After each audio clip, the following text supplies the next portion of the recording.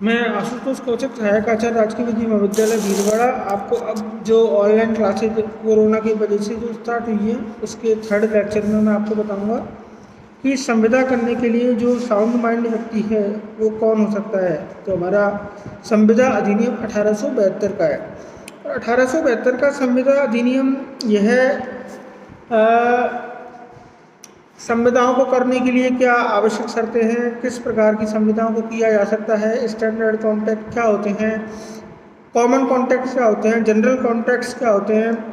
तो ये स्पेशलाइज करने के लिए जो general principles of the contract act section 1 से लेकर 75 तक दिया गया है, उसमें सेक्शन 12 के अंतर्गत यह बताया गया है कि संविदा करने के प्रयोजन के लिए जो सक्षम व्यक्ति है, जो साउंड माइंड व्यक्ति है, वो कौन होगा।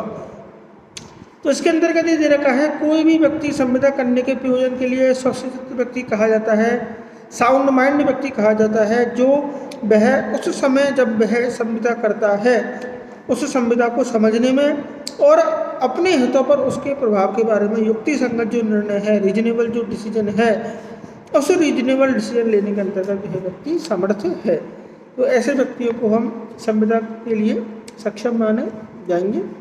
और एक स्पष्टीकरण इसके अंतर्गत जो दे रखा है सेक्शन के अंतर्गत, वो बहुत अच्छा स्पष्टीकरण इसमें दे रखा है।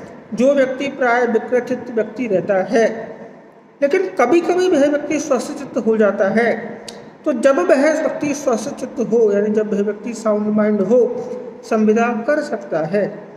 इस प्रकार कोई व्यक्ति जो हमेशा से साउंड माइंड होता है लेकिन कभी कभी वह व्यक्ति विकृत हो जाता है, तो जब वह व्यक्ति विकृत अवस्था के अंतर्गत हो तो उस अवस्था के दौरान वह किसी प्रकार की कोई भी संविदा नहीं कर सकता। कहने का मतलब, a person who is usually of unsound mind but occasionally of the sound mind may make a contract when he is sound of the mind. Likewise, a person who is usually sound of mind but occasionally of the unsound mind may not make a contract when he is of unsound mind. Clear? तो सीधी सादी बात है, एक पागल व्यक्ति भी क्या कुछ संविदा कर सकता है? तो एक पागल व्यक्ति भी संविदा कर सकता है। कब? जब वह अपनी पागलपन की अवस्था के अंतर्गत नहीं हो, अर्थात वह स्वशिक्षित व्यक्ति हो।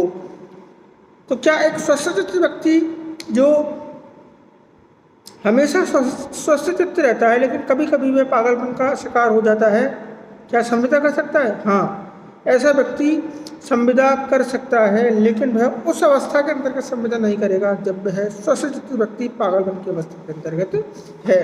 यानी इंसैनिटी की अगर कोई अवस्था है तो वह नहीं करेगा। तो अब स्वशिक्षित व्यक्ति होने के लिए क्या आवश्यक तत्व है?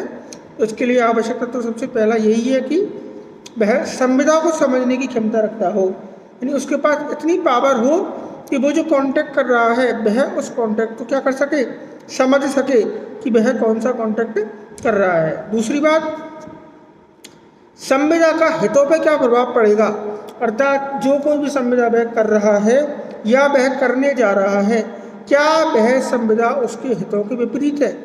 अगर वह संविदा उसके हितों के विपरीत होगी तो ऐसी संविदा वह नहीं कर सकता। क्यों?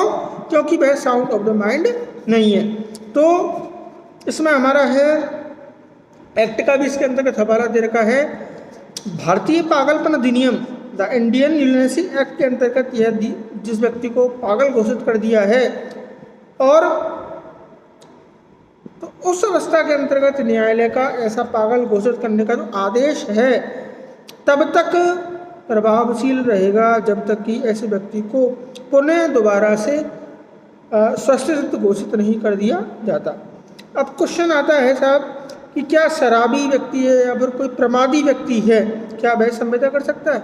बिल्कुल वह संविदा कर सकता है, लेकिन जब वह टॉक्सिफिकेशन की अवस्था के अंतर्गत है, उस लिकर या उसने जो मादक द्रव्यों का जो सेवन किया है उसके प्रभाव के अंतर्गत है, वह किसी प्रकार की कोई भी संविदा नहीं कर सकता। जैसे ही वह उस प्रभाव से बाहर आएगा, he is eligible for making any type of contact. बस सबसे बड़ी बात यही है कि जब वह अपने उस मत्तता के असर से बाहर आ जाए, वह किसी भी प्रकार की कोई भी संविदा कर सकता है। यानी मीटिंग ऑफ द माइंड हम कहते हैं सेक्शन 34 आईपीसी के अंतर्गत कि मस्तिष्क का पूर्व मिलन। तो मीटिंग ऑफ द माइंड भी यही दिखाता है कि हमारा जो मेंस एरिया है वो किस प्रकार से डेवलप जो दो व्यक्तियों के बीच में होता है, जिनको हम कंजुगल सेक्शन 34 के द्वारा आईपीसी में जोड़ते हैं। तो मीटिंग ऑफ माइंड तभी होगी जब व्यक्ति स्वशिक्षित होगा। तो इसमें हम सबसे इम्पोर्टेंट चीज़ यही देखते हैं कि व्यक्ति का स्वशिक्षित होना उसका ज़रूरी है। क्या एक दिवाली एक पागल व्यक्ति किसी दूसरे व्यक्ति स्वशिक्षित व्यक्ति से मीटिंग ऑफ द माइंड कर सकता है? नहीं कर सकता। क्यों? कि एक व्यक्ति का तो मीटिंग ऑफ माइंड का सेंस है, लेकिन जिस व्यक्ति के साथ मस्तिष्क का मिलन हो रहा है, योजना बनाई जा रही है, वह उस कार्य की प्रकृति को जानने में असमर्थ है। तो ये आईपीसी की थ्योरी है जो आप सेकेंड ईयर में पढ़ोगे। तो सीधी सी बात यही है, एक दिवालिया व्यक्ति न्यायालय के द्वारा जो कि है कि जब तक दिवालिया घोषित नहीं किया जाता वह संविदा कर सकता है, लेकिन दिवालिया घोषित होने के बाद वह संविदा नहीं कर सकता। तो इस प्रकार से हमने आज जो सेक्शन 11 और सेक्शन 12 को अच्छी तरह से हमने स्टडी किया है।